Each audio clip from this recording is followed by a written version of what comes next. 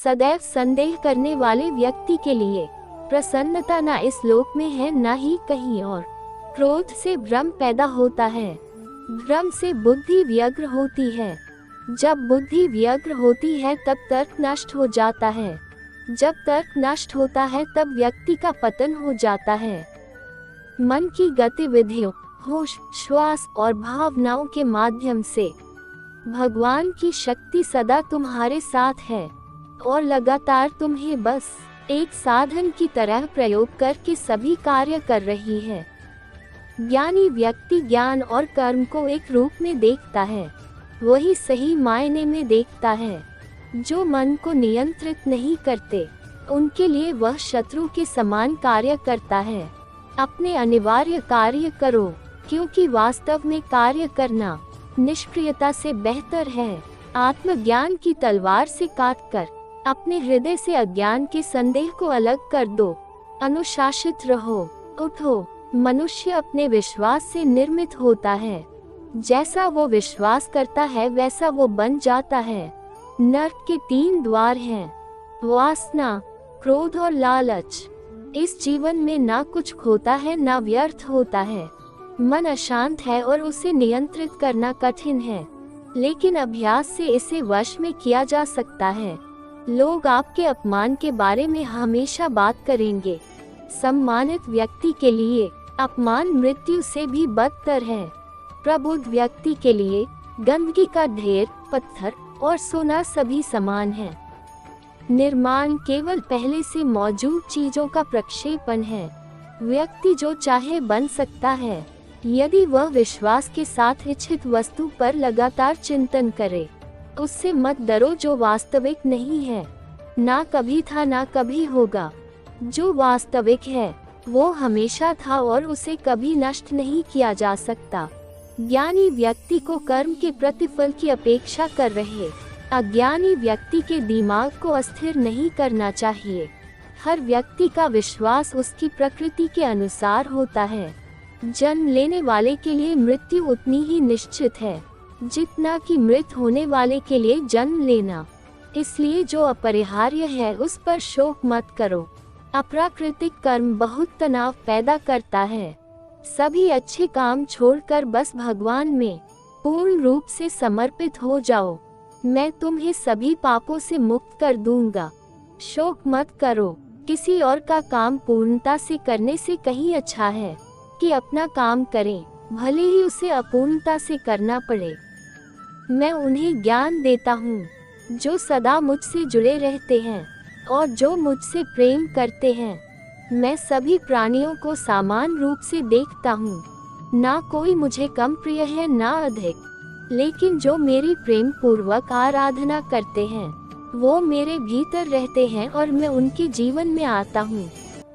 प्रबुद्ध व्यक्ति सिवाय ईश्वर के किसी और पर निर्भर नहीं करता। मेरी कृपा से कोई सभी कर्तव्यों का निर्वाह करते हुए भी बस मेरी शरण में आकर अनंत अविनाशी निवास को प्राप्त करता है।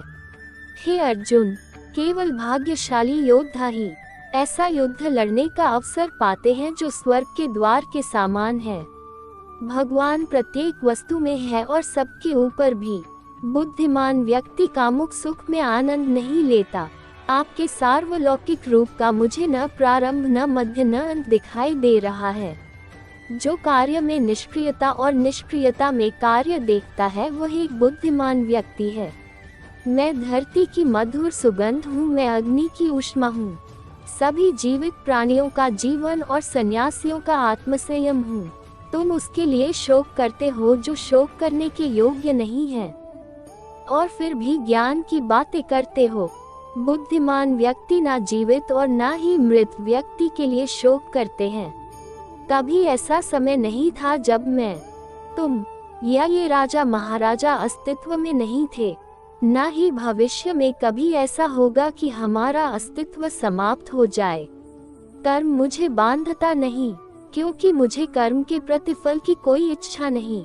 हे अर्जुन, हम दोनों ने कई जन्म लिए हैं, मुझे याद है, लेकिन तुम्हें नहीं। वह जो वास्तविकता में मेरे उत्कृष्ट जन्म और गतिविधियों को समझता है, वह शरीर त्यागने के बाद पुनः जन्म नहीं लेता और मेरे धाम को प्राप्त होता है। अपने परम भक्तों जो हमेशा मेरा स्मरण या एक चित मन से मेरा पूजन करते हैं, मैं व्यक्तिगत रूप से उनके कल्याण का उत्तरदायित्व लेता हूँ। कर्मयोग वास्तव में एक परम रहस्य है। कर्म उसे नहीं बांधता जिसने काम का त्याग कर दिया है।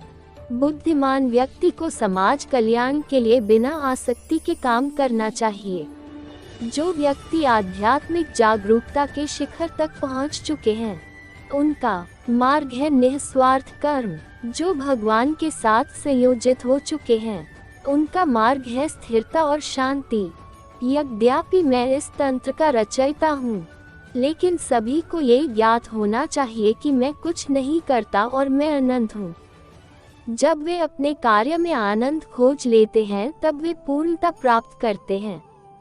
वह जो सभी इच्छाएं त्याग देता है और मैं और मेरा की लालसा और भावना से मुक्त हो जाता है, उसे शांति प्राप्त होती है।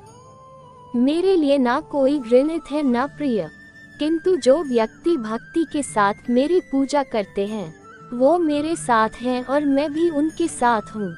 जो इस लोक में अपने काम की सफलता की कामना रखते हैं, वे देवताओं का पूजन करें। मैं ऊष्मा देता हूँ, मैं वर्षा करता हूँ और रोकता भी हूँ। मैं अमृतत्व भी हूँ और मृत्यु भी। बुरे कर्म करने वाले, सबसे नीच व्यक्ति, जो राक्षसी प्रवृत्तियों से जुड़े हुए हैं और जिनकी बुद्धि माया ने हर ली है, वो मेरी पूजा या मुझे पाने का प्रयास न करें।